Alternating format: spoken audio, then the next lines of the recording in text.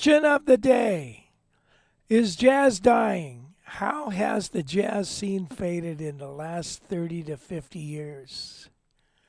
Any comments about that? Well, I would like to comment. You know, Yeah, let's start it off with what you've seen.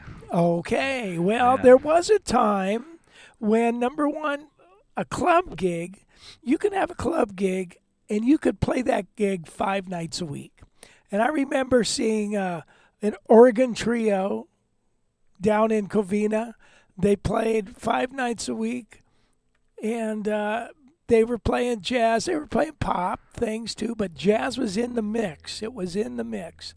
Several groups would play jazz. It was, if you went to not only just the big clubs, Dante's, the Lighthouse, those kind of things, but even the Holiday Inn, places like that, you would go there and you would hear a band that would play some jazz.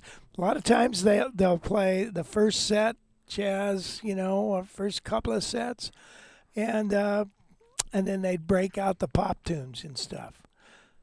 That's long gone, long gone. Number one, the bar scene is, what is it nowadays? Disco, that they're classic rock too. God, every cover band in our area plays classic rock. Mustang Sally, AC/DC, Black and Black. It's just, oh God. Oh yeah, Doobie Brothers, Right. all that stuff, which is fine, wonderful, but it's not jazz.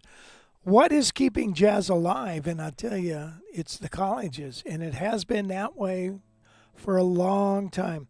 You know, when you think about teaching pop music, you learn the tunes, and you learn to analyze the song, and that's good. And then you can start creating your own. But when we're talking about pop records, when it comes to playing pop music, generally you play the parts. It's no different than playing a classical piece. Jazz is different. Jazz doesn't do that. You know, we don't play the exact part Freddie Green played, or we might play the head of a Wes Montgomery song, but we generally don't play a solo. We'll play the head, interpret it our own way, or any jazz standard, you play it your own way, and then you improvise, and the chords are being played differently every time you do it. So that kind of stuff is being taught in colleges, and so that keeps it going. Now, for me, I see it at some of the places, wineries.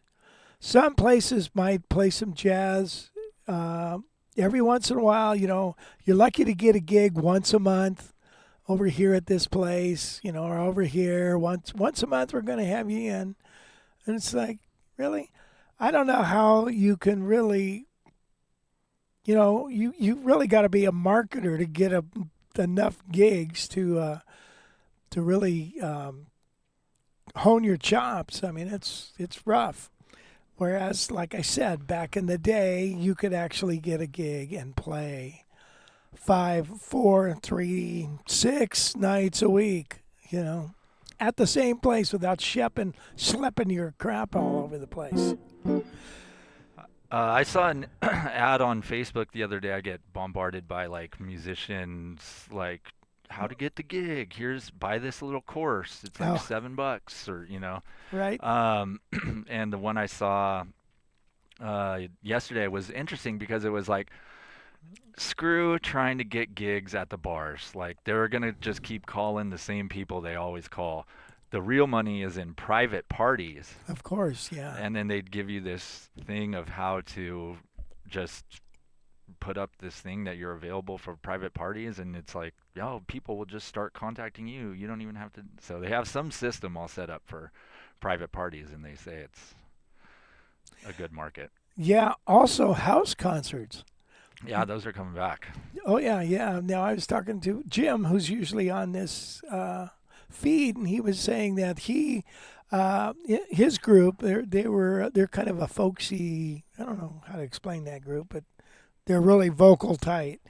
And they went to basically it's a convention where in this hotel you would have like 12 rooms on floor second floor, and in each room was a group, and then buyers for concerts would come and check out each group, and you'd play a tune, and isn't that cool?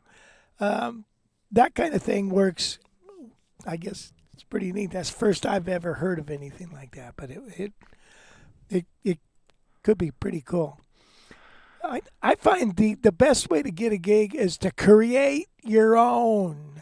And that's to go out and find a coffee house that has no music right now or a wine bar, something low keyed, and ask if you can play. And, have you ever thought about having music here? Yeah, well, I thought about it, but, so and then go in and do your own thing and then work out a deal with the owner. Now, I have had friends that have done that and have consistently had gigs that kept repeating, okay? So that's pretty cool. Yeah, so there's some comments here. Let's see.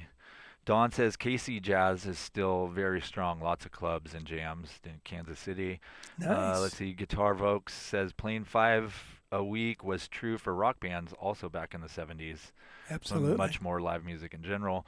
David Bronson says live jazz almost impossible to find in Jacksonville, but easy to find in Salt Lake City. Probably the college connection out there. There is a lot of college activity there Absolutely. in Salt Lake City. Let me turn that up a little bit. And then let's see. Tom said, could it be connected to the dumbing down of society? Just asking. I mean, it's got to be, right?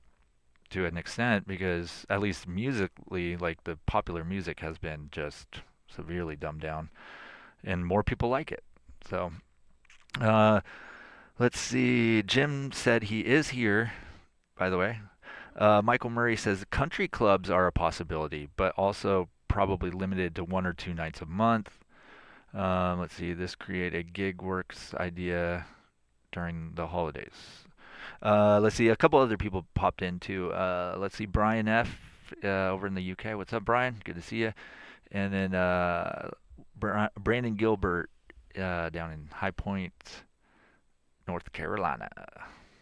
So yeah, answer the question in the chat, and I'll read them off. And we want to hear what's going on in your city. Is there a place to watch jazz?